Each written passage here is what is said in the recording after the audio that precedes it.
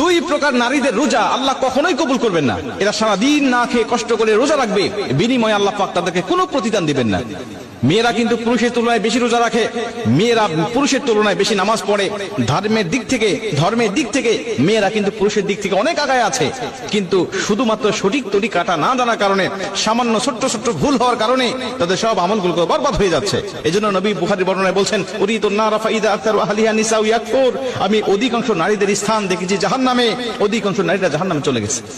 দুই প্রকার নারীদের রোজা কবুল হয় না। তার মধ্যে প্রথম নম্বর, এক নম্বর নবীজি বলেন, যারা স্বামীর অবাধ্য স্ত্রী, যারা স্বামীর অবাধ্য স্ত্রী, এদের উপরে আল্লাহ পাকের লানত থাকে সর্বসময়, নবীজির লানত থাকে, ফেরেশতাদের লানত থাকে।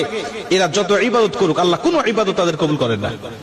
নবীজি সাল্লাল্লাহু আলাইহি ওয়াসাল্লাম বলেন, যাদের উপরে নারাজ রয়েছে স্বামী বৈধ কারণে, এরা যখন কবরে যাবে, এরা যখন হাসরের মাঠে উঠবে, মিজানের পাল্লায় যখন তাদের আমল নামাটা মাপ দেওয়া হবে, দেখা হবে একদম জিরো, তাদের কোনো আমল নামাটা আল্লাহ পাক কবুল